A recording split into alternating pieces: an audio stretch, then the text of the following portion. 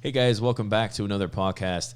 In this next several segment series, we're actually be going through what we refer to as our education system. Again, there's going to be a lot of different portions between onboarding and performance and mentorship, but here we go.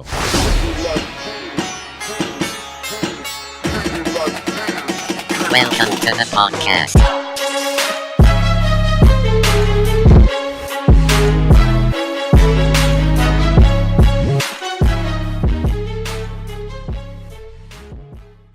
I got to just give a quick little segue here on Ben credit for the music choice at the beginning of each podcast. When I was down at Michigan State this last time, multiple people have, Eric, some of our other listeners, love it. It's perfectly fit. Thank you. Yes. Yeah, I feel also, you're welcome. Yeah, right. It's like, and like, because the last couple times, like, I think we need to change the music. I'm like, it's on point, man. It's good. It's good. It's not really EDM. It's kind of, It's almost as good as John Cena's intro music. It is. Almost. Yeah. Almost, yeah. That's the pinnacle. Right, yes. Yes. So, all right, so here we go. Again, another kind of intro segue type podcast. Yeah. And I think, not to do like an entire recap, because we kind of did that at the groundbreaking last week. But for us to kind of move around our industry overview, what we really focused on for 7 segments, I think, so 7 or 8 hours of content, was essentially core values. Right. And I think with the materials we have online, I think it should be relatively clear if we have people who go through it enough times to really grasp the concepts that are there between the paper and the podcast. But now, if we look at our industry overview, again, you guys should be aware that it's on pawhealth.net/podcast. The industry overview, one of the things that core values touched upon was both of our problems. It touched upon culture and talent. And one of the big issues within the talent category was this loss of self-worth. So when we start to look at those issues within this loss of self-worth to between a deteriorating skill set, most clinics and university settings be set in hierarchy. Of course, then the debt-to-income ratio that does really weigh on people to have debt load. Not all, but some. That's where then we sort of moved over into saying this mentorship category, which again, now we're kind of repurposing quote unquote mentorship into what we're now calling the education system.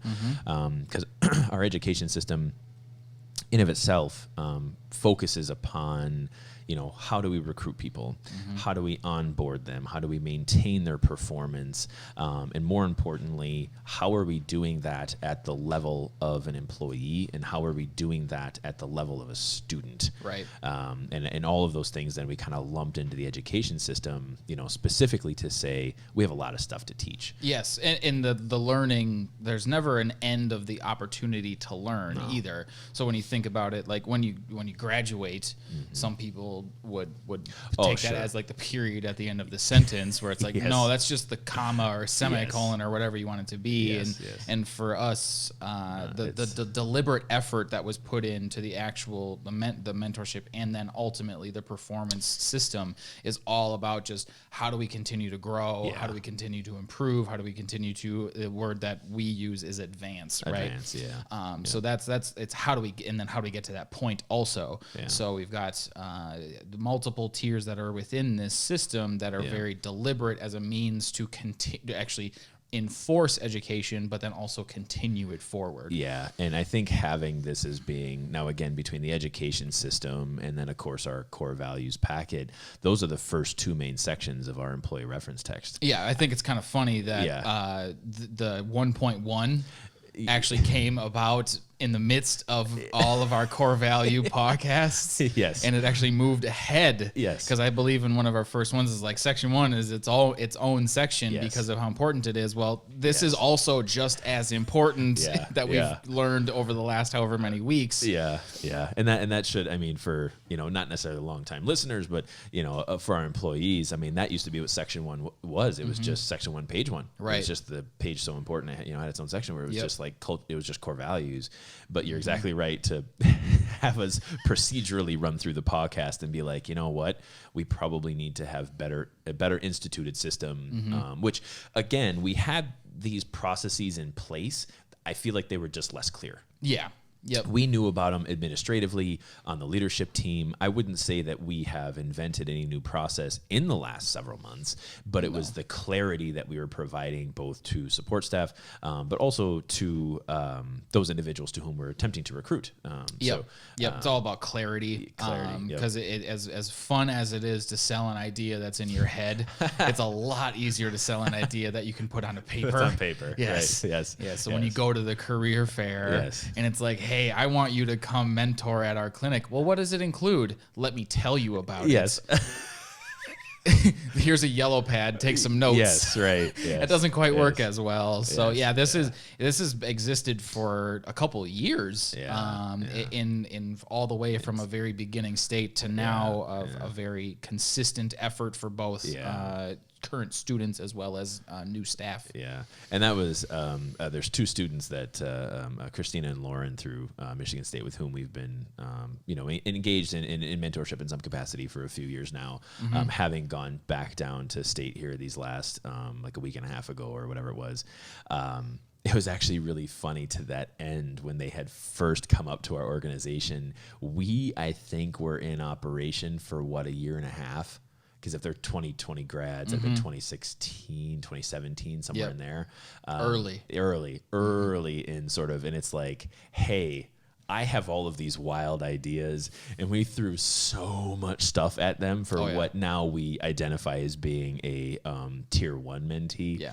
But to like have the amount of information we unloaded, it was actually really fun to then come back now, as they're getting into the end of their education in the university, not the end of their education as a profession or career, for them to then say, hey, look at these things I have now. They're like, wow, you've come a long way, and I'm like, I don't sound so crazy now. Right.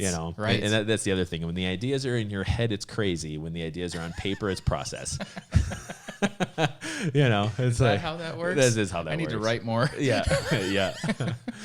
Oh my goodness. But I think that's the exact point is having actual materials in hand. And I think to go along with our effort of building leaders, right? Yeah. So you need to have materials in hand where, the core value section is nice because it kind of talks about like, conceptually what we're here for, serving the patient, core value, the trust, respect, unity, accountability.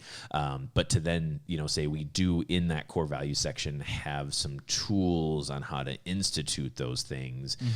But really a lot of those tools that are in that section are just a little bit in hindsight, as you have to have had some failure of process initially. So that's why with this, it's hard to put these two sections in sort of like chronologic order with one another.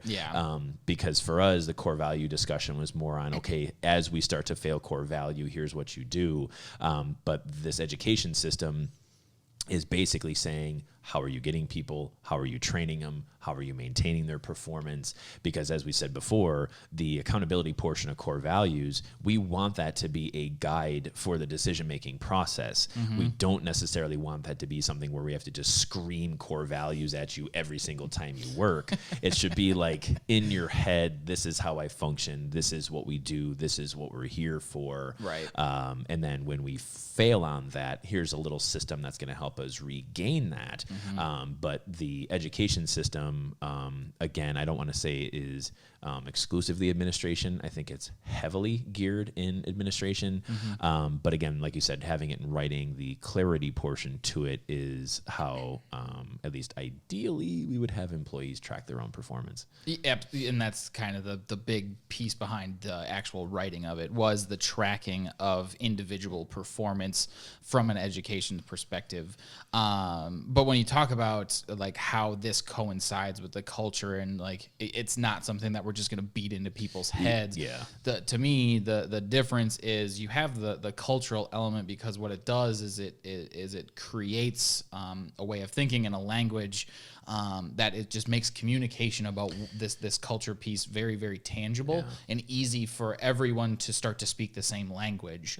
And then how that correlates in with this kind of goes in with the idea of like a tier 0 of onboarding because everyone that walks in the door is a potential employee. We don't know their experience, whatever it might be. We never assume anything, really. Anyone is, So with that, when you like, let's say you're in the middle of a consultation as Dr. Riolo, right? Yeah. Like the way that you communicate actually embodies the culture, because it's about building trust. It's about respecting the individual. It's about creating a unified patient care team, and then being accountable to one another as well. Yep. So, again, we're all there for the same reason. Right. So you don't specifically use those words. You're not pointing at them at the wall, and you're not like driving it home. Like, you have to be accountable to your patient or whatever it might be. It's just the way in which you speak. Yeah. And from an onboarding's perspective, I've done multiple interviews where it's like, I wanted to work here because I was here as a caregiver. Yeah. And I saw what was happening, and I understood the process. Like, I didn't know exactly how it was working, but I really appreciated what it was, and it was communicated very, very well. Interesting. So from a tier 0's perspective, it's like, okay, so then you just treat every caregiver as if you're essentially onboarding them onto the team, because we kind of are. Yeah, that's why they have their name. Right. Caregivers aren't owners. They're not pet parents. It's not, kind of these other coined terms which kind of mandate you function within one particular aspect of the bond spectrum. Mm-hmm. You're exactly right, is that if we have this toppled hierarchy and everyone is treated as equals, we are onboarding these traditional owners or pet parents. Basically, we're onboarding them as being patient caregivers. Right. I mean, in terms of like actual performance management, that's pretty difficult to do. Sure. And that, there's not necessarily a place for it. But yeah, it's all about, we're now a part of a patient care team together. Yeah. This is what we can do for you and what you can expect from us, but also vice versa. We're going to send you home with metoclopramide, and this is how you administer it. So I'm going to educate you to the point where you can be a functional member of the patient care team.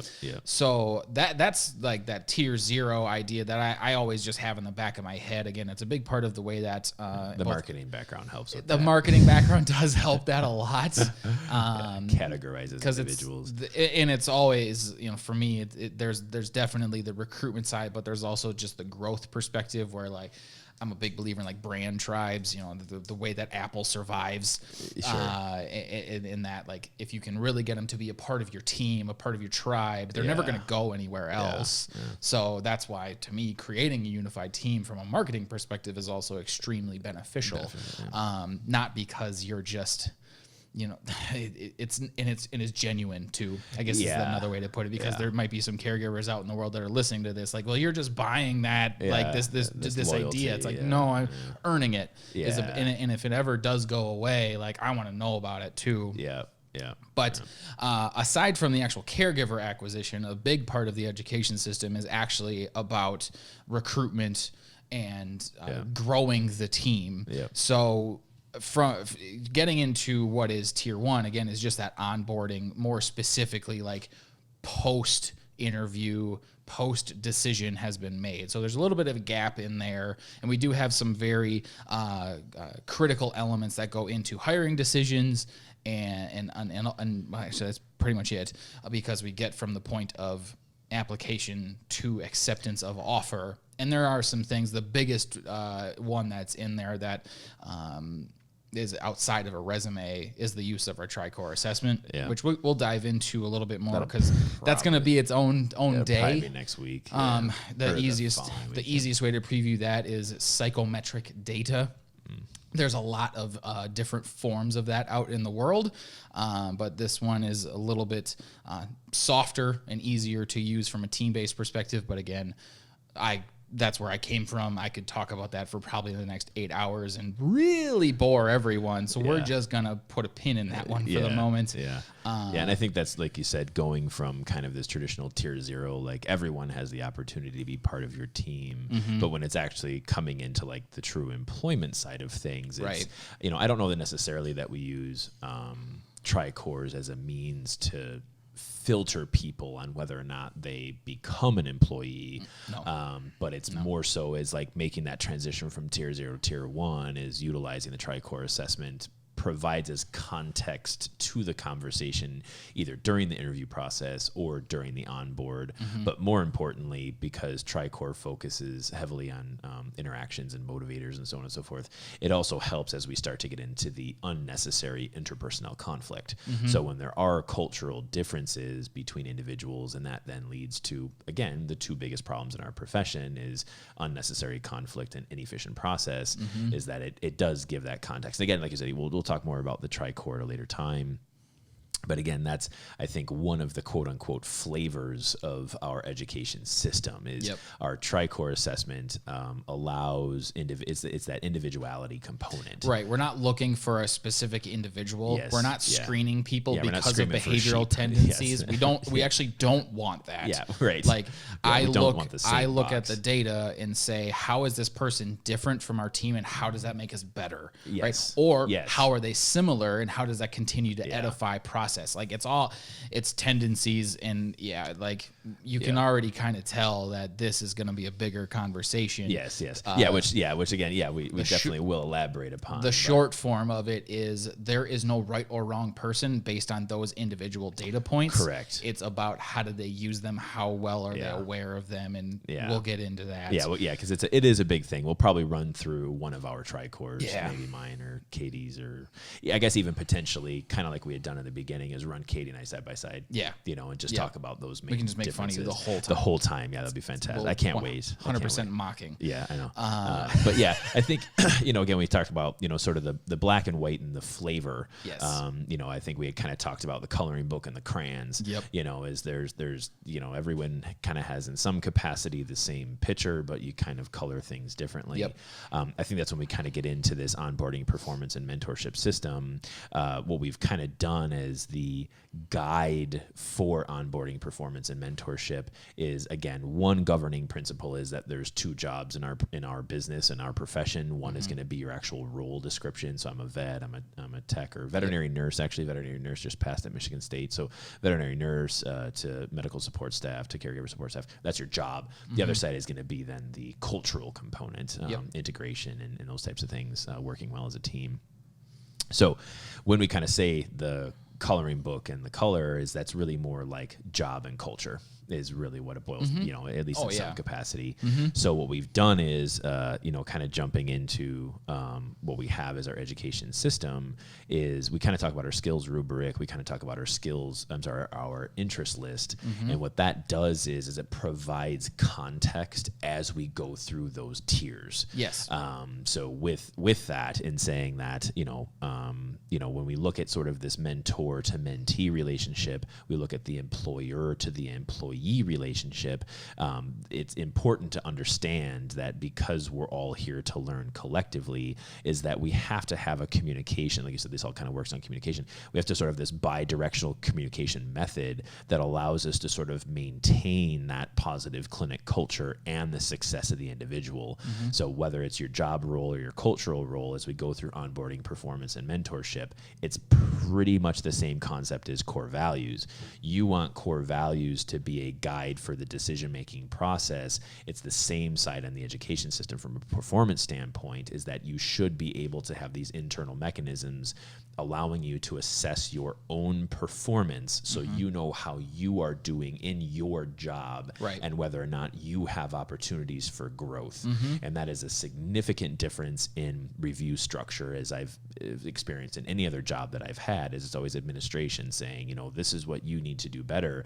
These are all opportunities for learning and growth. So we're trying to be more systematic in saying, okay, if this is a bi-directional process and you see something ground floor that is a unnecessary conflict or inefficient process, you need to be able to feel and have trust and have unity within the team to bring that forward and saying, we have a way to make things better. So I think a day-to-day self-assessment, but also a day-to-day administrative and process assessment. As soon as we stop that and we start to assume that our performance reviews are exclusively for how, just to tell the employee that they just need to constantly do better, it's going to fail. It's just opportunities for growth. Yeah, from my experience, thankfully I haven't had to go through too many performance reviews myself that were garbage, but I've been exposed to them from a consultative basis. Yes, so you have consulted with employers who have had garbage performance. Yes. And the funny part was none of them were doing something so terribly wrong. They just never found the value in it, and so therefore didn't put a whole lot of time into it, because what it turned into was just the annual reprimand. Exactly. How have you sucked for the last year? 364 days. That you never knew about. That doesn't work. Yes. So from the skills rubric perspective, Yes. that's the easiest way that I can describe that is essentially the long form job description of how do you succeed here. That's the coloring book. It's the black and white black lines. and white. Yes. Yep. This is basically that objective book. So a lot of the times when I would work with clients on those types of projects, it was like, well, what is their actual job description? What does their performance review look like? They don't have either of those. No. Oh, Yeah.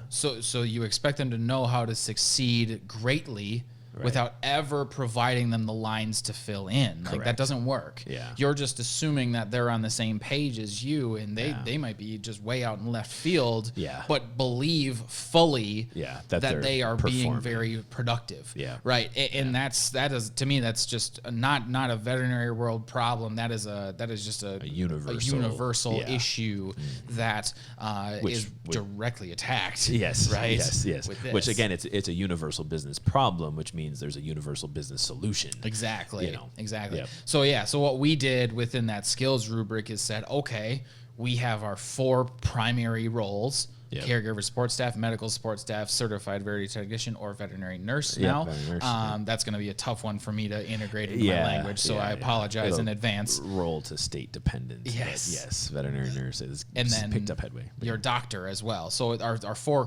critical clinic roles. Yep.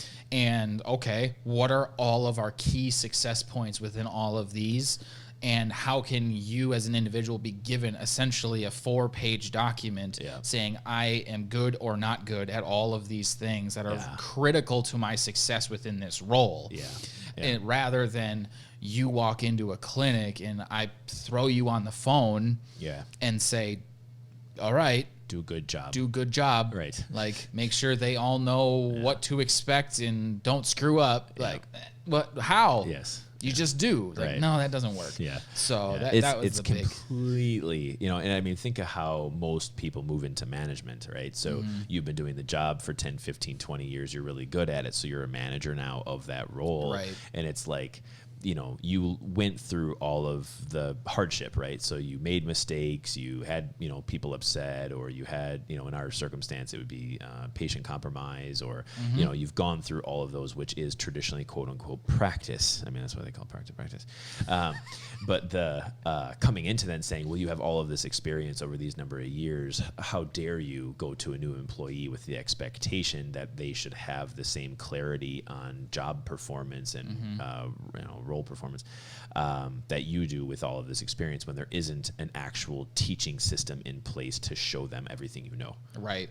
And that's, I think, what this sort of, like you said, what it birthed from is having enough bad performance reviews, not necessarily on number. I mean, I think personally I always rated relatively high, but the utility. Right. It was poor utility. It was just no function to it really at all. It was just hey, good job, or hey, there's like the 2 things that you could probably do better at, but I'm not going to provide you an understanding of how. Yeah. Well, I mean, think about, honestly, having done poor performance reviews, I think that's when, again, like you said, when as employees you get blindsided, and it's like, it's kind of the finger pointing game, right? So it's, well, you're not doing well. Well, you never told me to do better. Well, you should know. I wasn't trained. You should, and then it's, so we're back into, again, from our core value standpoint, we're kind of into that unaccountability ladder where it's blaming excuses on the administrative side and on the employee side, which then ultimately gets us nowhere.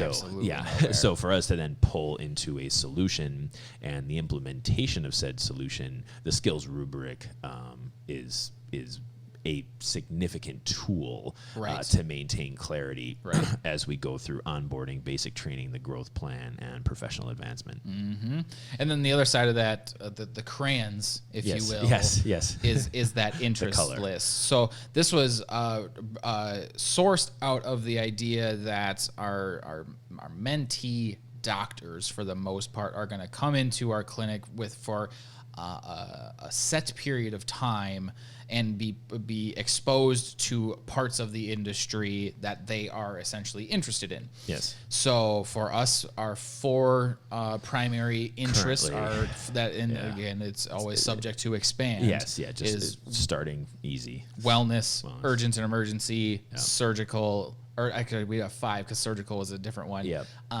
Shelter engagement, and then administrative. Yep. So it's already growing. I know, just right? As I'm talking. I know. So all of those provided the color for the skills rubric.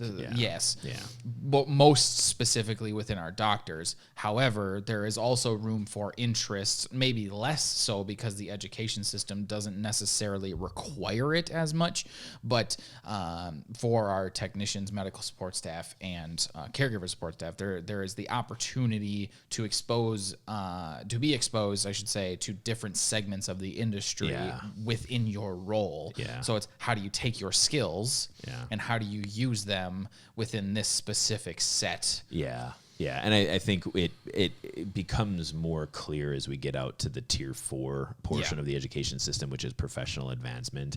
And basically the idea, like you said with the interest list, is you kind of cone down into one area of interest. But again, it's making, in an indirect sort of way, we're sort of encouraging employees to think about their long-term business goals, which I think a lot of people, especially within our profession, again, between unnecessary conflict and inefficient process, we get so stuck in the day-to-day. Yeah. So when you're kind of stuck in this spinning the wheels, that's where we kind of talk about professional advancement, is when you're in that tier 3 to tier 4 category. And again, we'll talk about this here later, potentially on another podcast, we'll see, but is saying that, do you want to be the best at this one thing, or do you want to expand out? Do you want to, enter the industry and so on and so forth? But, Yeah. And the funny part about that is I actually jump right to that, like right as soon as we start onboarding.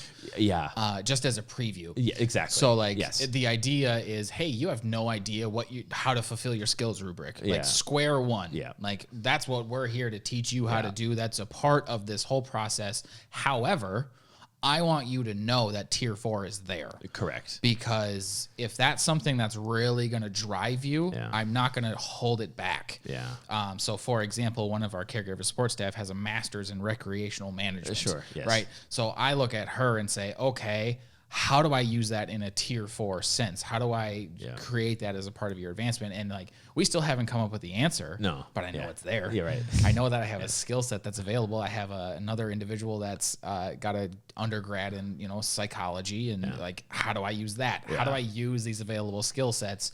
And then provide them the understanding and the framework that it's like, you have this.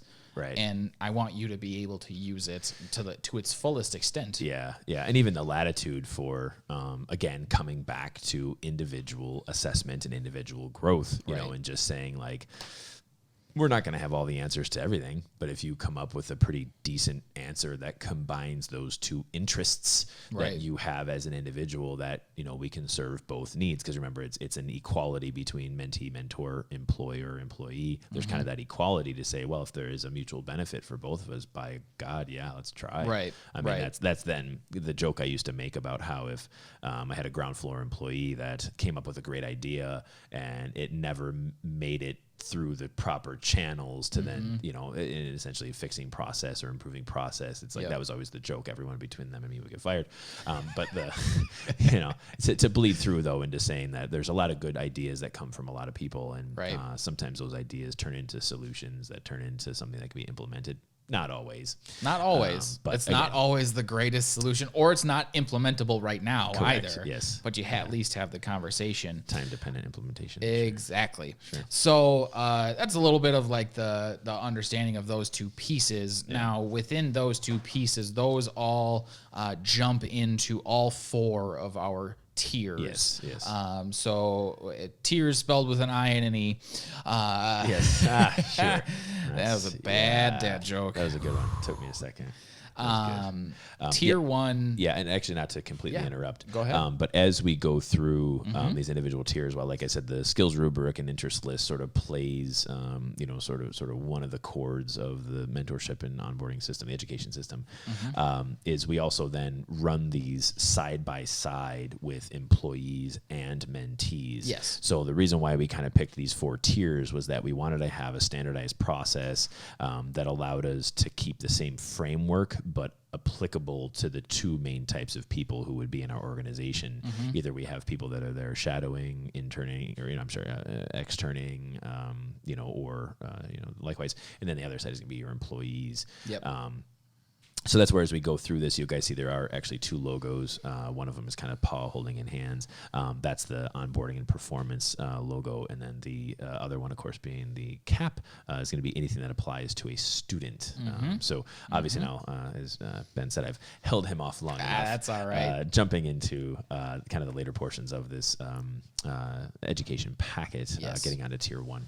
So when I think about this, starting with the employee side, in actually tiers 1, 2, and 3, the way that I describe them especially to interviewees, is that actually these are jumping off points. They're scheduled. If this is not a fit for you, yes, it's as much of an assessment for us as a company as it is for you as an individual, so that we can just basically come to terms with the fact that we're either not on the same page or that we are, and then we move forward, whatever. It's the fork in the road.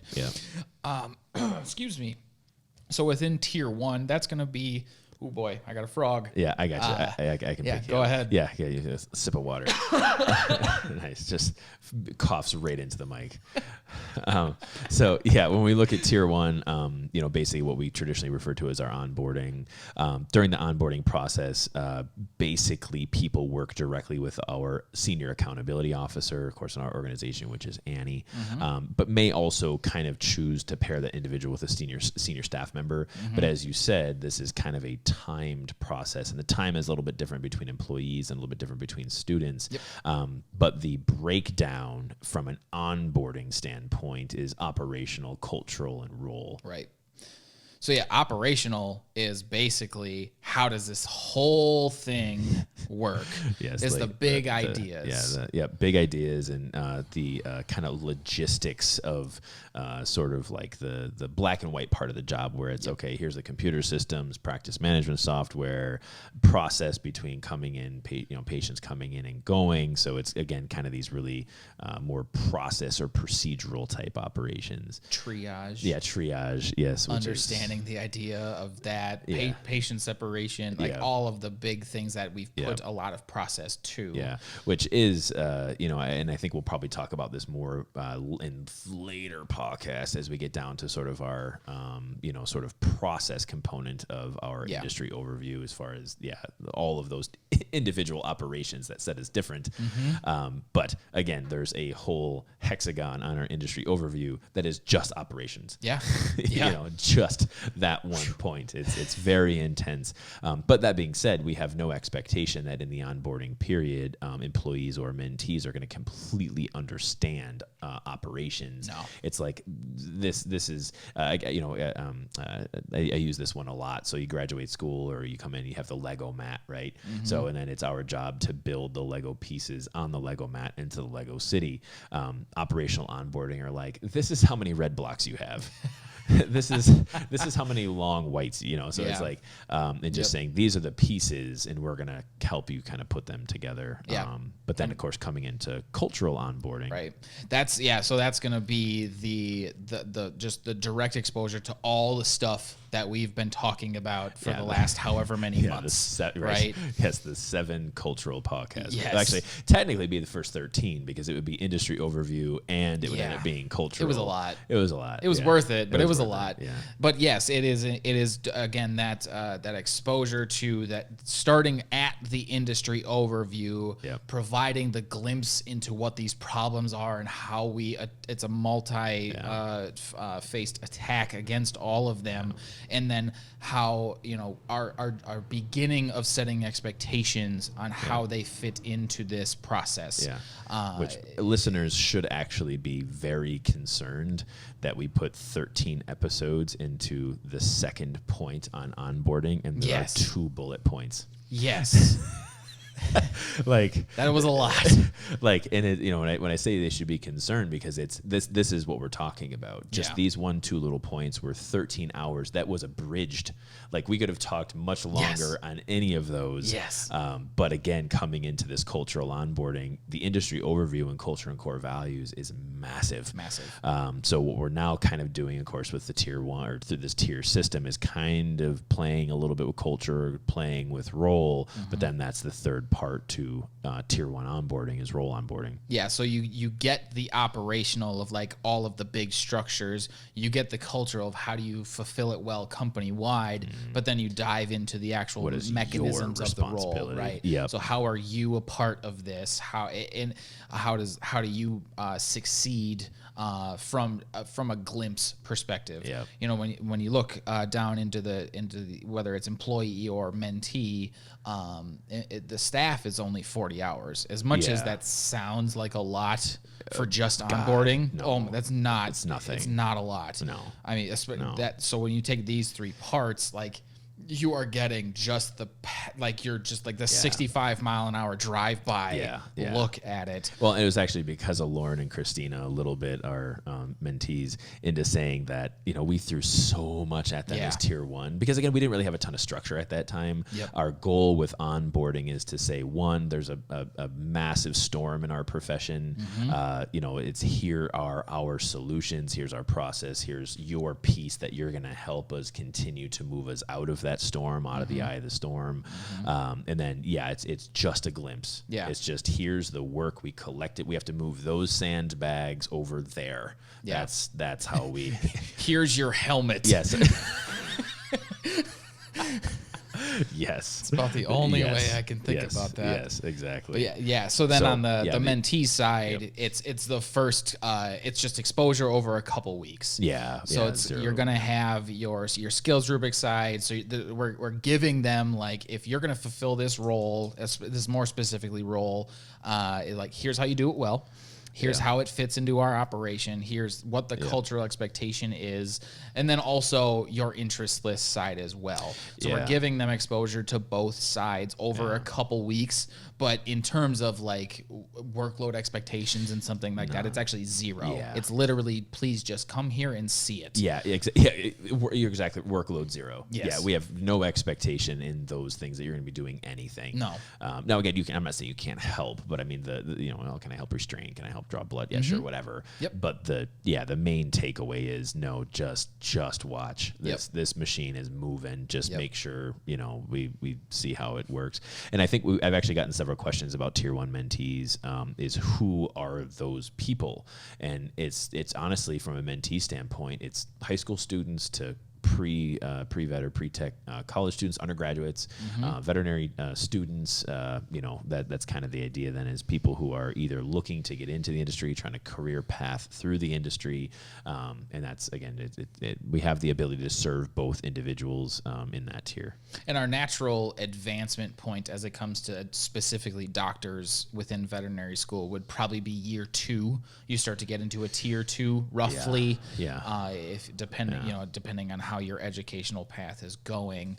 But this is everything before that, and then potentially continuing thereafter as well, depending on what level of exposure you've had. So, but again, you take this tier 1, you take your first 40, you take your first 0 to 2, first couple weeks within a mentee, and again, the way that I look at it is, okay, I now understand this from at least a passersby perspective. Do I still fit in this? Right. Like, is this for me? Yes. Not necessarily the industry. Like, you may be in the right industry, especially if you're in school or whatever that may be, but specifically the way that this operation, culture, and then your role, like, you now understand this much better than you did 40 hours ago. Yes. Does it still fit with what you want to do? Does it still feel like something that you could obtain success in? Because if it is, like, if I agree with that as the individual who is onboarding it or whoever it might be, like absolutely, let's keep going. Right. Like I don't want to have to pull you, and I don't want you to feel like you have to push me either. The we're equality. We're just gonna keep going. Yeah. That employer, employee, mentor, mentee equality. We have to. At this turning point, are we ready to continue to do this together? Right. And if the answer's no, I appreciate that answer just as much as if the answer's yes. Absolutely. That is almost even more valuable. Yeah. It's the diagnostic that determines what's not wrong. Yes. Right. Yes, exactly. And the other thing too, like as we'll move past this here in a second, is that from my experience in the consultation world, is it also provides us a very naive look into our process. Yeah. So sometimes the person that has zero exposure into it will see the thing that's actually not working better than any of us do. Yeah. And sometimes, and it at least provides us the opportunity for that to happen. Absolutely. And it also creates the dialogue more as very deliberately to if that were to ever happen. Yep. So that's kind of tier one. Yeah. It's basically just, hey, here's what it is. Boom, boom, boom, boom, boom. Yeah. And then do you want to do you actually want to work here? Do you want to put this helmet on? Yeah, right. Exactly. Got a ton of sandbags to move. Are you ready? Yes, exactly. And that's, I think even with that, if I have the opportunity to engage a colleague, whether it be through phone calls or whatever it happens to be, like, hey, I listen to the podcast. I'm really kind of interested in what you guys are doing. That is usually the beginning of the conversations, is just, can you and are you willing to push hard? Yeah. Because it like I think you had said, several podcasts ago, like, you've never worked so hard in your entire life. No. And it's like, no, you don't see that. You know what I mean? Like, and that may be something where it becomes more evident in tiers 2 and 3 as you get more and more into the job of how hard you're actually working. But it's just a test of the fact that, again, it comes back to it, 13 hours on just 2 points in our tier 1 training. Right. There's just a lot of stuff that needs to get done. I actually started reading that Bullshit Jobs book. Oh, yeah. And the big key, the whole point of the job is, like, are we just filling hours to make it feel like we're actually worth our time? Because like most 40-hour jobs can probably be done in 15. Yeah. And for me, it's like, I don't know how I could get everything done in 40. Right. It's like, if I'm not pushing above and beyond that, like, I'm going backwards. Yeah. So this does provide that look into that. And again, it also provides individuals on the other side that are being exposed to it, like, do I want that? Yeah. Because that's way different than a lot of other places are going to be. And that's going to be difficult. Yeah. It's going to be strenuous. It's going to be tough. Yeah. But when you dropped the bomb of purpose and well-being on me the other day. I snuck that one. That was just, I'm still mad about it. Yeah, I know. And and I think we had mentioned linking, or there's probably going to be an opportunity where we're going to have a video to share on the ground break. Because I think they're putting together a promo video for that. Yep. But that was part of the discussion that we had at the ground break, was that really we see the merging of two paths, and it's shared purpose and shared well-being, which of course then becomes PAW. Purpose and well-being. It's the acronym we never knew existed. And then it's like, oh, it's the perfect one. But from a purpose perspective, heavy on that. Yeah. And then the other side, especially from a cultural onboarding perspective, displaying how we maintain well-being as well. Yeah, exactly. Yeah, because we want to get to that point where we have individuals who are pulling fulfillment from a profession that they thought they were going to be fulfilled. Yes. And I think that's the big rug that gets pulled out from most of our feet when we initially start out. I want to care for animals, and you get into the veterinary profession. It's just like, rug pulled out. It's like, man, this isn't as fulfilling as I thought it was going to be. And now I have a considerable amount of debt load that is keeping me in an unfulfilling profession with no purpose. Right. This is then the deliberate portion, like you said, as far as just going through process to regain both purpose and well-being. Exactly. So you get to the first decision-making point, and you say, yep, I'm ready to go forward here. Yep. Okay. now we get into basic training. Yep. And we call that basic training very, very specifically because there is zero expectation that somebody is going to be proficient at their role after 40 hours or whatever it might be, or really even have like a deep understanding from a mentee's level of what this actually is. Yeah. They've got the passersby glance, Yep. and now it's like, okay, now you have they this got the amount open of time. house version of Yes, exactly. Now you have the opportunity over the next time frame, which for they're both kind of 90 days for the most part. To ask why. Yeah, the next 3 months of just working, where the only expectation is that you're going to be learning process. Like you said, it just provides that level of expectation where you're not going to be a star player in those first 90 days. We would like you to be, obviously, but just show up with your shoes. Right. We what we see is we don't really like to hire people on that have low potential. Yes. But the first 40 provides us the gauge of like where actually is your potential here, with no expectation that performance is going to be high. Yeah. It's just let me see this and understand that if you have this, your performance can go up. We're just gonna show you how to do it. Specifically within staff, that's going to be your first 90 days of having somebody essentially on call for you all the time when you're on shift to how do I do this well? Why does this process exist the way that it does? Just ask questions. To learn the role very, very well, and then also to have somebody that's actually just kind of there also to maybe spot some of the things that you might not be doing all that well. Yeah, and that's why we kind of have those two things split up. We have universal training and we have role training. And it's really those two jobs in our organization. On one hand, the universal training is essentially like clinic process, clinic procedure, core values, that side. And then the other one is then your role in that particular process itself. And then it's all just support. So we've gotten now to a point where we have at least I think we have a 4-core member on every shift now. I'll have to double check, but it's close. It's pretty close. So at least to introduce our 4-core development team just a little bit. So of course we have 4 core values in our organization. So we don't really like to say our senior staff, our veterans, our higher ups, because again that has no tenure. Yeah, our tenure, right? That has no place in our organization, has no place in our profession. But what we do have is people who align very well with core values, who have accountability, who have proficiencies, who typically rank higher on their skill set. So these are again the people who just kind of know the know. So our goal then in saying when we have new employees that are in basic training, and then of course moving forward as we get through tier 3, which is our growth plan, the idea then being is that there's at least some person on staff at all times who can kind of help get you off the ropes a little bit. If your back is up against them. Yep. Yeah, so they know what's going on. They're also a big key to successful implementation of new process also. True story. Yeah, that's where kind of the development. Yep. And that has been, at least in some capacity, beneficial for us. I think I was just talking with one of our associates, and she works in a part-time for us, and she's in a situation where her employer was bought by kind of a larger conglomerate, and part of it then came down to they were trying to figure out a solution to one particular problem, which is more of an industry-wide problem.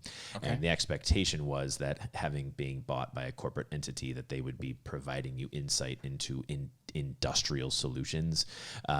Essentially what it had come back to her and the other associates was, what can you guys figure out? Because we have the money, but we have no solutions. Can you get those solutions for us? Now, again, I like that idea of seeking feedback from the staff. But I do think that there is a scope nature to that process in saying if we want, so that's our 4-core development team, where we're trying to look at more local solutions, because again, for us, we're building leaders, we're not building clinics, we're building local influence. Is like, if you want more of that local perspective on saying, well, ground floor, again, what is happening in this business that is leading to this particular problem, they are a really good think tank. Oh yeah, absolutely. Yep. And it does provide, again, a level of fulfillment, for us to say you are valued in your position enough that the decisions made here today are going to influence how the entire organization runs, at least within this particular location. Right. Yeah, that's that.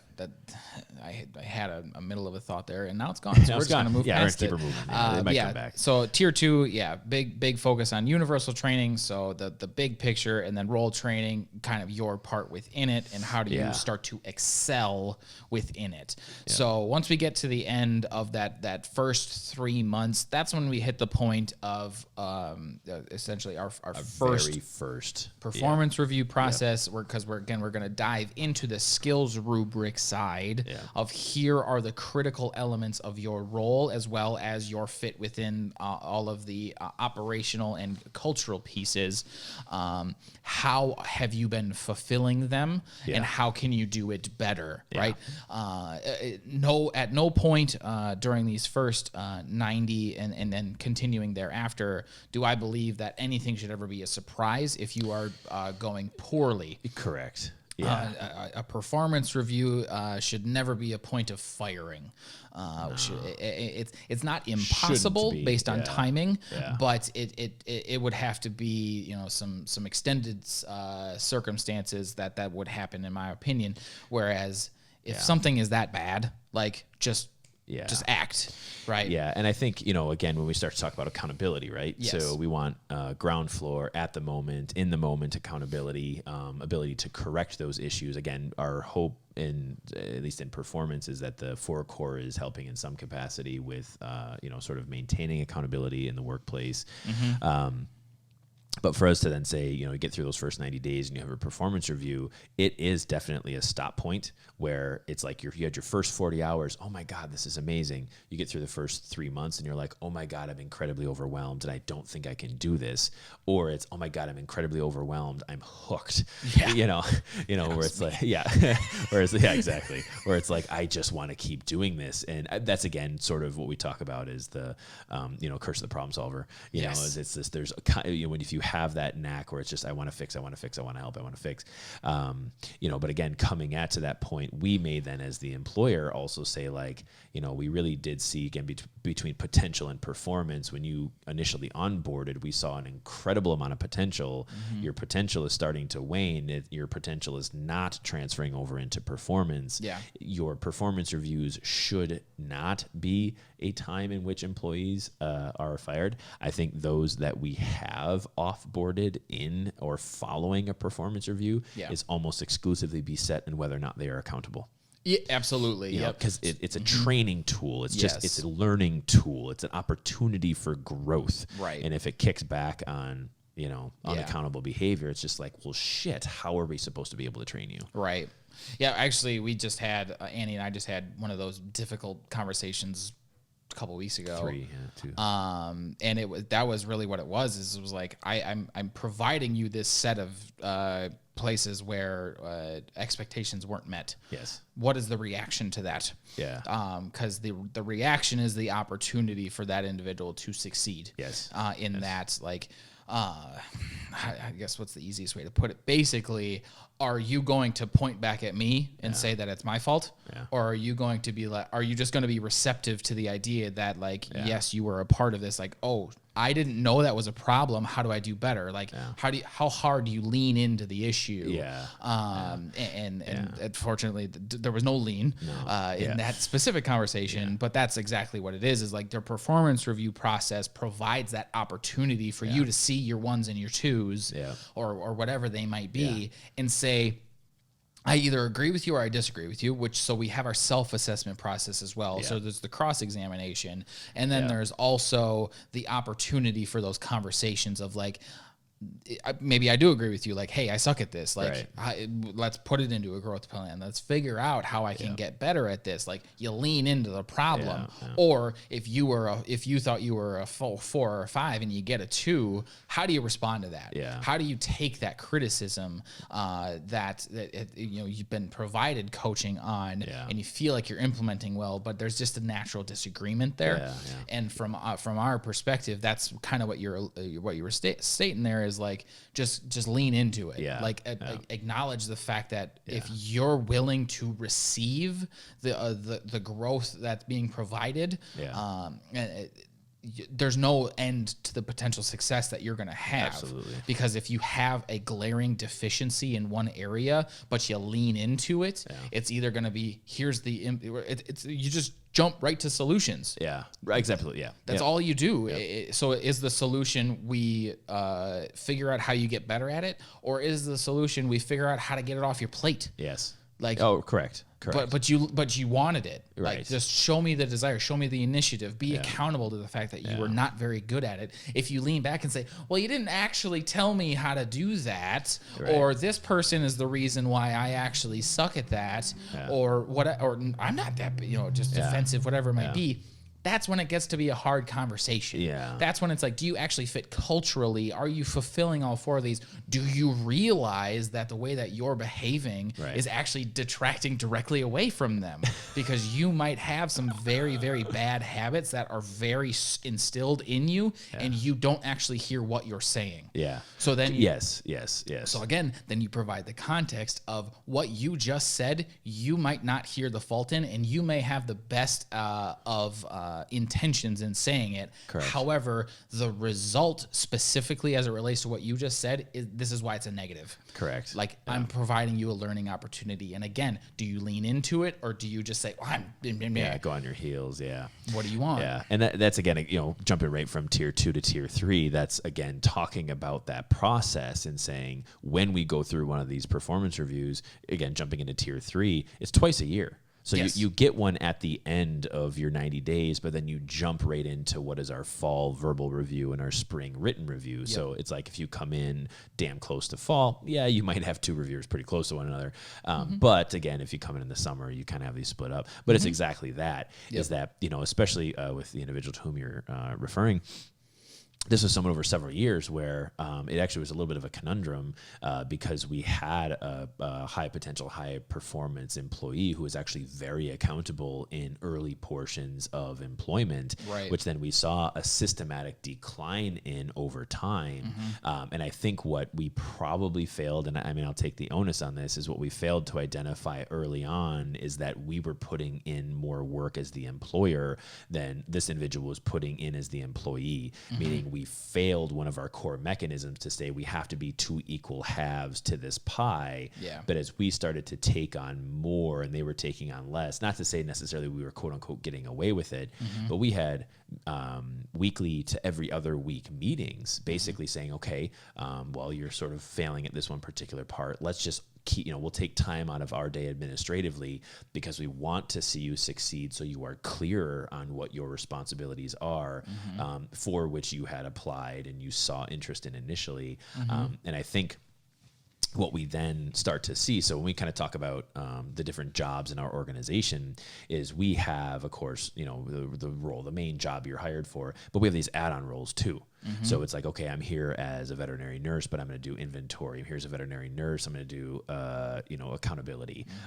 So the thing for us is this is just a plug and play of the Lego block. Okay, well, I'm currently holding all the Lego blocks. Who wants to hold this block for me? Who wants this one? Right. Someone's like, I'm going to take it. It's like, I'm going to put it on your sort of Lego city over there. And time may go on where you're just like, well, I'm trying to build a whole pink city and your blue piece doesn't really match. Okay, give it back.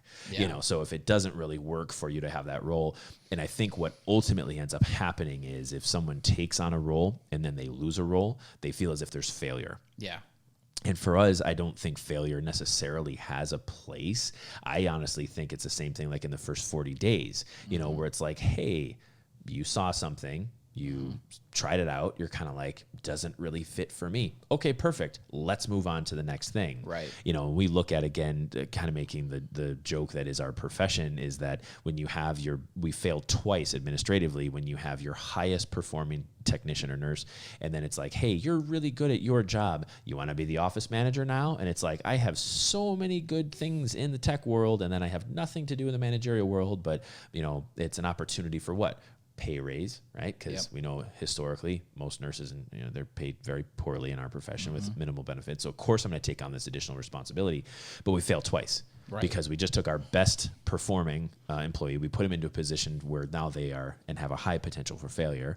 It's then to say, okay, I'm going to take that management responsibility back from you, and now you're going to go back to being in tech. How does that work culturally in your organization? Right. You know, how does it work? Is that person allowed to fail? And I think that comes into the vulnerability of the workplace and saying, no, it's fine to fail. Like, I honestly, can I express to you how little I care who actually does inventory? I just want inventory managed, and I don't want to have to do it constantly for the rest of my life. Right. If you want to try it and you don't like it, give it back. I'll find someone else. Yeah. You know, it's fine. Not more complicated than that. Right. Just understand what your role is and how it fits into the big system. Yes. And just you kind of do go back to your tier 2 level kind of at that point where it's like a reestablishment of your role, like a retraining type period where it's like, we did have a little bit of a mix in here. You were adding blocks, and it's kind of taking some away too.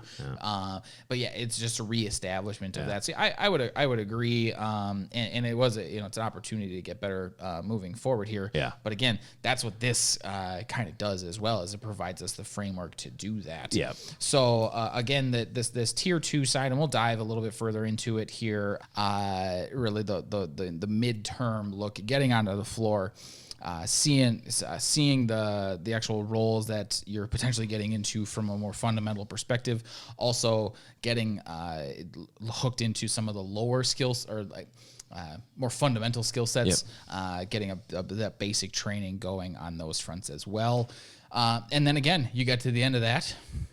Does this fit? Right. Right? Yeah. Yep. It's another stop point. Yep. And fortunately, by the time people make it through those first 90, they're like either really on or really off. Yeah. There's not a whole lot of in between there. Yeah. But that is, it's a great function of that tier 2. Yep. And then for tier 3, this is when, at least from an employee's perspective versus a mentee's perspective, there is a bit of a difference versus 1 and 2, where those are they're pretty similar. Yeah. With tier 3, from an employee's perspective, this is going to be, again, that growth plan, that growth cycle. Yeah. It's just, how do we continue to advance your position within the company? How do you continue to improve your performance in both or all of role effectiveness, core value alignment, and then time allocation and usage. So this was probably one of the more recent developments that we've had, at least in here, in the fact that this is probably about 6 months old, because we added the time allocation piece. In like, okay, you might be really effective at your role, but is it taking you forever? Or are you not as effective, but you're also not putting the amount of time into it that's necessary? So having that that gauge, time element, that time element was a big development that was within here, especially as it relates to staff, because people are getting paid hourly. It's kind of an important element. Yeah. Well, honestly. Both sides, because if you end up having salaried employees, it's the same thing. There are actual studies that show, especially like at the university level, when you have professors that ultimately gain tenure, is that performance drops. It's not surprising. It's not surprising. I had that accounting professor. Yes, right. So it's kind of the same thing. Is that I think there's this.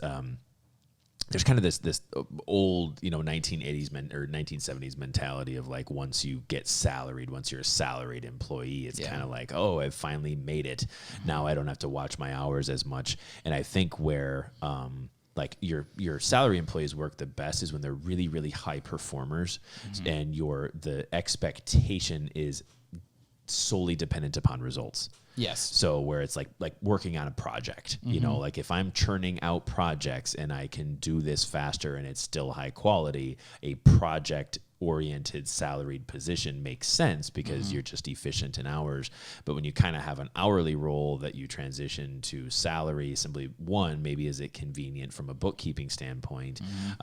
2, is it in the employee's best interest? You know what I mean? If you say, you're gonna become salary now, and they just work the hell out of them. Yeah. So again, I think we've kind of rubber banded that one a little bit, where it's like we've kind of stretched to the extreme on fluctuating work week and salary salaried employees to then, kind of rubber banding back to now being hourly, and so. But again, and not to totally elaborate just on the time and allocation usage standpoint, but again, to look at role effectiveness, core value alignment, and time allocation and usage, it is sort of independent of whether you are hourly or salaried or fluctuating work week, because again, it's at least a variable just to say how effective are you. Right. Or you're somebody like me, where it's like, I have to be salary because I feel guilty if I ever go into overtime. So please just pay me the same. I'm just going to bust as hard as I can. No, see, and for me, I have such a hard time with that because I would actually prefer I have hourly employees who end up blowing into overtime. I honestly think that's a fundamental difference between Katie Annie and myself, where for me, I want hourly people in overtime because for me, it's a pay period indicator of when it's time to hire more people or hire more administrators. That's true. So it's like if I have all of my technicians who are constantly blowing in overtime, it's like, guess what we probably need more of? For me, I kind of like the dynamic of an hourly employee, not because for some reason I'm scared of salaried, but I want to make sure from a bookkeeping standpoint that I have people maintaining work-life balance. Right. Now, again, yes, technically, even with our salaried employees, there is an expectation of hour tracking. So I think we can go back and say, now in our salaried employee positions, we do have, and this isn't necessarily on here, but one of the things we have is our employee audits. Yeah. So it's every quarter. I should even take a step back there. When you are provided with a job role, we're going to have the expectation, or job description, role description.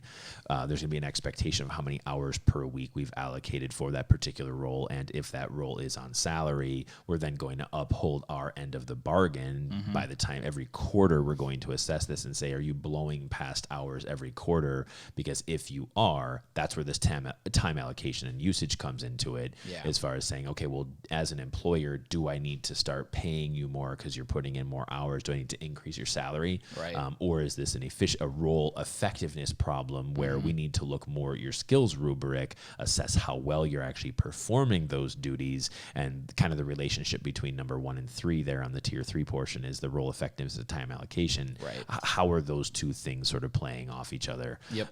Because again, if your time is down but your effectiveness is high versus your effectiveness is low and your time is high, that's how we kind of play those two things. And then smack in the middle of effectiveness and time is core values. Right. Right. How are you doing from an alignment standpoint? Are you working really hard, getting all of your work done, but it's shit for culture? Right. Get out of my way. Or is it kind of the alternative where your time allocation is crap because you're looking and you're not very effective in your role? Because I don't want to say working on core values is bad, but some people's interpretation of core values is we're really friendly and talk all the time. Right. So that's, I think, those three things working together when we start to look at our performance reviews. It's exactly that. It's got to do your job well. We have to work well together. We got to do it in a timely manner. And it's just finding, again, just melding people into sort of those three aspects twice a year. Right. And then what we do is then after one of these reviews, we create a growth plan and saying, okay, here's your skills rubric, here's your interest list. This is the things we can do to increase your proficiency in this particular skill, whether it's role or whether it's cultural. Let's set some goals and objectives. So in the next month, we're going to do blank. In the next 3 months, we're going to do blank. In the next 6 months, we're going to reevaluate this. And that's where then basically coming out of one of these reviews, whether it's verbal or written, the first step is to review your growth plan. Right. What was our expectation? Where are we at? Yep. 6 months ago, here's where we were. How are we now? And it provides a really, really useful tool on what, like you said, moving the Lego blocks, what's going up, what's going down. Yeah, that's probably the biggest thing, at least for my exposure outside of PAW, was missing most of the time. Sure. And that's why it always felt very unproductive. Yeah. So it was like, okay, we've acknowledged that you suck at this thing. But I'm not at all telling you how to do it better, right? Yes. So that was typically one of the biggest things that was missing, and it is ultimately to me that's the entire purpose behind a performance review process. Right. Is again, like it's not reprimand. We provide you the reality to own. Yes. You lean into it and you say, "Yep, I want to get better." Yeah. Perfect. Here's how you do it. Right. Done. Done. Yeah. Now Yeah. you Here's the solution. Just implement it. Just implement Yep, it. Right. yep. And if you think there's a better way to implement it, we're all ears. Let's have a conversation. Right. But yeah. We're at least going to start somewhere, Yeah. though. Yeah. And then, so that's the staff side. And similarly, but on a different time frame significantly, is our mentees. So tier 3s are going to be what most refer to as clinicals. Yeah. So externs, clinicals. Yep. it's going to be very, very focused within role effectiveness and then time allocation. And then we specifically at PAW put a lot of focus on the core value alignment also. Yeah. So how are you doing this well? How are you doing this effectively? But how does that fit into the big picture within the core value fulfillment that regardless if you actually come to work at PAW after your education or not, if you can do all of these things efficiently, effectively, but also have the core value flavor with all of it, you're going to be way more productive than if you don't have the core values to go with it. Yeah. So, and hopefully, again, we have, when we're looking at the mentee category, we have people on tier 1 who were shadowed, and then a summer rolls around on tier 2. They're here for a whole summer. They're getting through the end of their educational curriculum, whether it be nursing or as veterinarian, and now they have a more university-driven curriculum where it's like you can spend 3 weeks at this practice and you can, and then our expectation from a university standpoint is you're going to work on these particular role effectiveness things, these skill rubrics or rubrics. That's then hopefully, like you said, as we get through the tier 1, tier 2, tier 3, the core value alignment should be pretty clear. Because we've had them several different times getting them through. But like you said, the time frame is much different because our growth plan for employees is like every 6 months, whereas with your tier 3 mentees, it's usually like a 3 to 4 week process dictated by the university. Yes. And our process runs side by side with the university one as well. Correct. So they're going to be provided a specific set of items that they have to excel at. That's what the time is for. But also, they're going to get exposure to things that are outside of that. So we're just going to give them our skills rubric too and say, yes, this one, the one that you got from your university is extremely important and you need it. But also, maybe we saw a deficiency in this other thing that's not included there at all. Sure, absolutely. From a basic skill set. And like, hey, maybe that's your next one. I don't know, but this is where we see it. This is how you get better at it. So not just providing like a very minimal scope as per the actual university, but really giving the wide and then specifically within the university itself. And then moving beyond that one, because from the staff perspective, now we're just continuing to grow within our critical role of the company, learning, and our mentees are just accelerating towards graduation. Once we get to kind of like the period at the end of that sentence, then what? Right. So like I'm fulfilling my clinic role extremely well. Like there's not a whole lot of growth that can be done there, or I've now graduated. Now what? Well, typically it's you just keep going. Right. Like for clinic roles, a lot of times, at least from not necessarily within even just the veterinary world, but in general, it's like just keep doing it well, please. Like I like you being a cog of the machine. But for us, it's like, all right, here's now your opportunity to advance. Not everyone takes this opportunity. Some people want to just be a part of it, and they gain fulfillment through the exceptional purpose and fulfillment. Exactly. But some people really want to just expand the scope. And we kind of gave what did we talk about last? I don't know. I talk about analogies all the time, but part of it was moving the wagons west. So that was a while ago. That was a while ago. About that. So it's, as we sort of move the wagons west, that's what tier 1s, 2, and 3 are. It's like, hey, you jumped on the wagon. Do you want to stay on it? Okay, you're on it. Here's how we handle it. Okay, this is how well you've done in the last 6 months of us moving this wagon. And then now it's going to be a matter of, do you want to stay right here and build a town, or do you want to keep pushing the wagon west? Because we need people doing both. And I think that's where, when you look at tier 4, when we start talking about professional advancement, there's 2 portions to that. There's individual advancement and there's industrial advancement. Individual advancement is stay there, build your town. Industrial advancement is move west. And that's, again, it's to then say a lot of that is driven and heavy on the interest list. When we start to talk about the 4 core development team, those are individual advancement people where it's like, I want to stay here and really continue to just make this machine work so well right here. And I'm going to get a significant amount of fulfillment in that process because our purpose is virtuous, to serve the patient. That's then when we start to look at that individual advancement.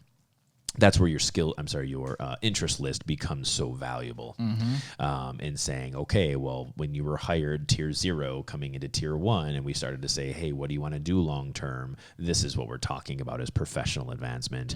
And individual advancement is you can kind of focus on things to impact the lives locally of the entire care team and the community. You have a veterinarian who wants to really focus heavy on ultrasound skills because ultrasound skills are not present anywhere in the area. Perfect. That's actually community management, where now you have the ability to help diagnose more patients because that service doesn't exist in our area, which is a little bit of an individual advancement, a little bit of an industrial advancement. But for the most part, we start to identify these things for which you have interest, and that's what you are excited about, and that's where you get fulfillment from.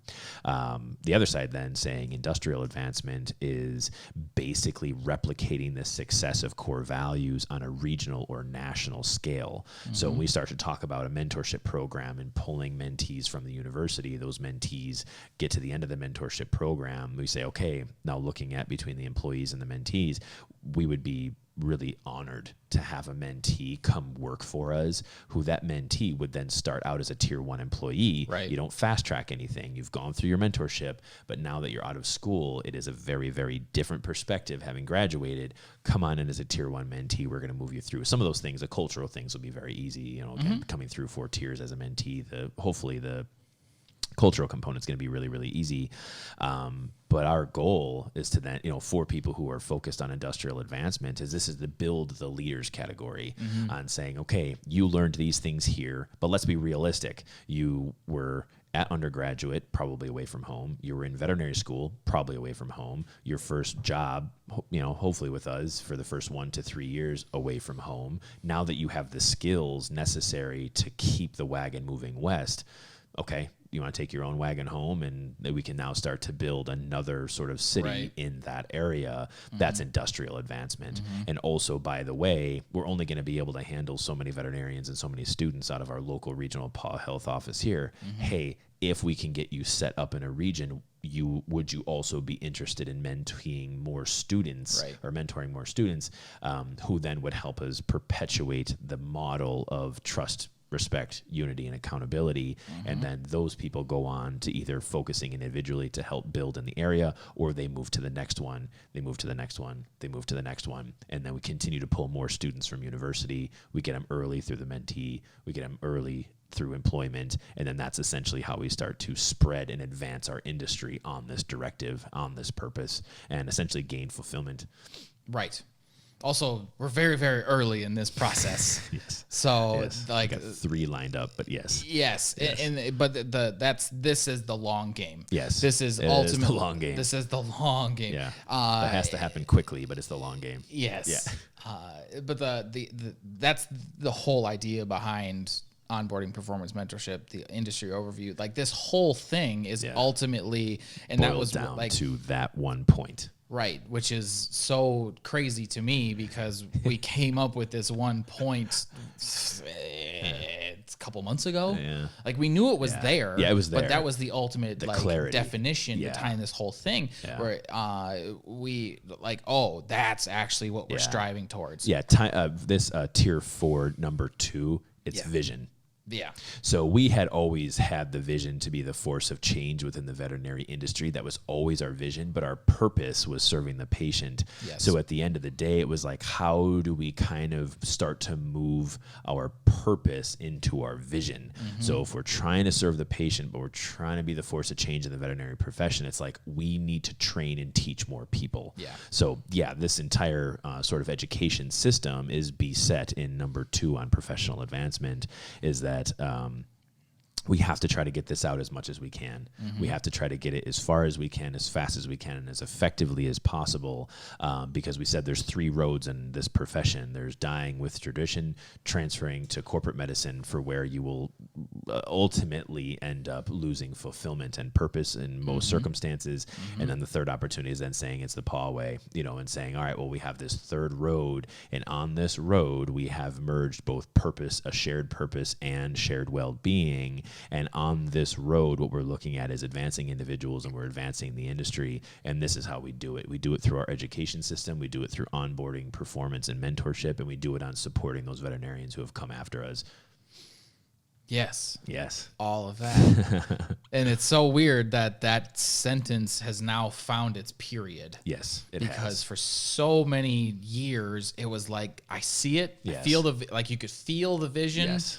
And now it's like, oh no, that's it. Like this is actually like, we don't really have to talk about it anymore. Like, let's do this. We talk about the have mechanisms the of how to do these extremely well. Yes. But let's just get out and go. Yes. Like Let's no start more moving. no more sitting on the seat. Let's get up and run. Yeah. And it's frightening, because one of the things that we had talked about very, very early was that when you start to get comfortable, Yes. is when you want to stop. Yes. And that tier 4 is essentially the constant getting back up. Yes. Because you're going to get to a point to establish certain process, whatever it might be, you are going to have to gain a level of comfortability as to basically cement it into what it is. Yeah. And then you're going to hit another point, kind of like we are right now with some industry developments, where it's like, well, we could just sit and just continue what we're doing right now, or we can push into the uncomfortable and start to really put a dent in this industry advancement. And ultimately, when it comes down to that decision, like you and I and our most of our team, it's like, yep, we're going that way. Just keep pushing. We're just going to keep steering further and further out of this hurricane, because, man, there's the big mess behind it. I know. And there is. And I know that we can fix it. Yep. We're going to start to rebuild. And if you sit in the middle of it, there's no chance. Yeah. It's the curse of the problem solver. Yeah. We just, like, I just feel like leadership wise, we just can't stop. No. And and part of it is it's completely beset in just trying to help people. When I was down at Michigan State this last time, one of the women who's in charge of the mentorship program, which we've actually helped establish, and we're continuing to try to work with them to help give utility and purpose to the mentorship program. She didn't get it.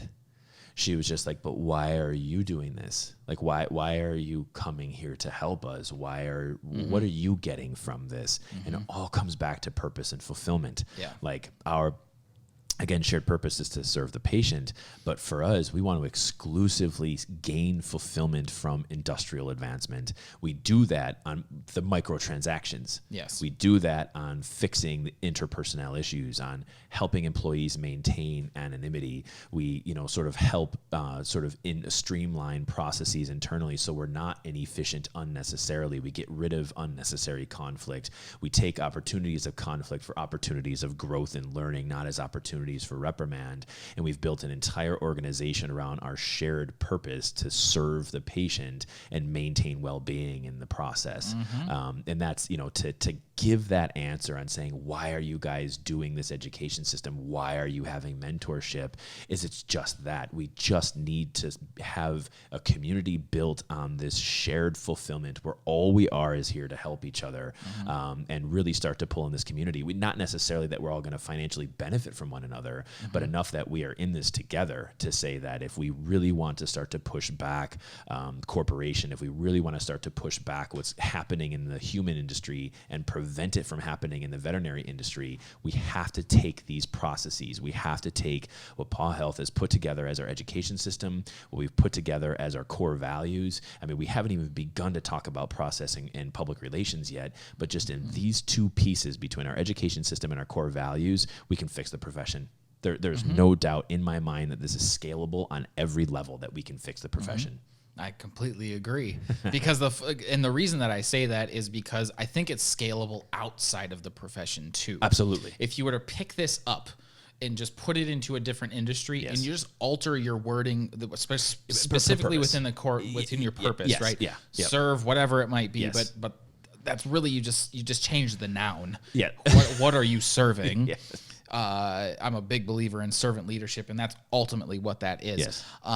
But you can pick almost all of this up and Yes. just kind of tweak some wording around. You build some different skills rubrics, just Yep. helping people learn how to Yes. succeed in different Yeah. roles, whatever it might be. But like all of this stuff is completely transferable Yeah. to different industry, Yep. which to me is a great litmus test of like, Yes. is it are we just looking at this with rose-colored glasses, Yeah, I or just is it very effective? And again, we'll toot our own horn a little bit, Yes. but I do believe that anybody could pick this up and say, yeah, I'm just going to do this specifically, Yes. wherever I'm at, Yes. and I'm going to get better because of it. Yes. Yes.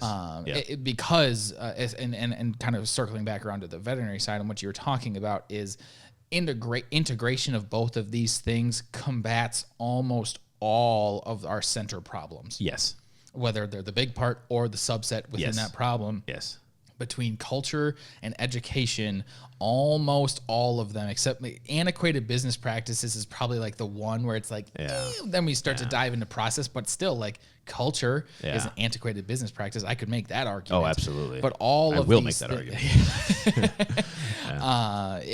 they all get direct. There's a direct solution on an individual basis for an industrial problem. Yes. It's here's the micro set of variables that you have control over to combat a massive industrial Yes. issue. Yes. This is how you do it well. Yes. Now, how do we get more people to do it well? Yes. That's the only question anymore. Yes. It's not how, it's how many. Yes, it's how many, and stand up together. Yeah. And it's, Yeah. I mean, especially our patient advocacy process too. I mean, it is a process by which we stand up together.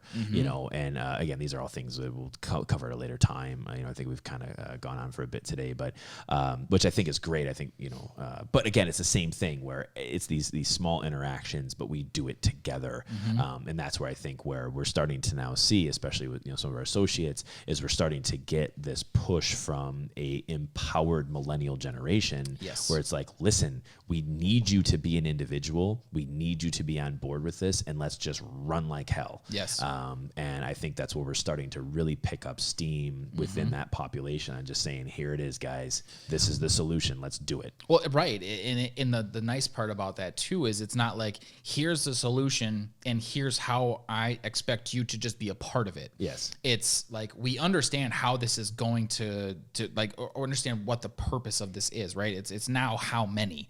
But you as an individual, I'm not going to tell you who to be. Yes. It's going to be how can you as who you are empower this. Yes. Like here's your purpose. Yeah. I'm going to have mechanisms under you to continue to feed your well-being. Yes. And I just want you to be you. I want you to be fulfilled within this purpose. Yep. Not I need you to be something that you're not. Yes. Because that does not work. No.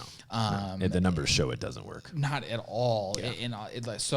I think that's kind of a great wrapping up point for Yes. this week. Yes. We'll get into some of the more like the intricacies of these four pieces, but Yeah. ultimately the idea behind all of them is now out.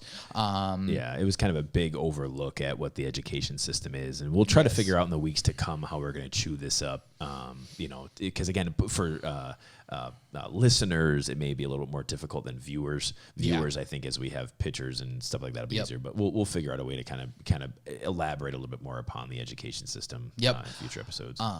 We'll dive a little bit further in. Dr. Carlo, it was a pleasure. Yes, absolutely. Now we have to go take a nap so that we can work tonight. So yes, exactly. Thanks for tuning in, everybody. Come on back next week. We'll learn a little bit more about our education system and how we can continue to implement it effectively. All right, see you next time.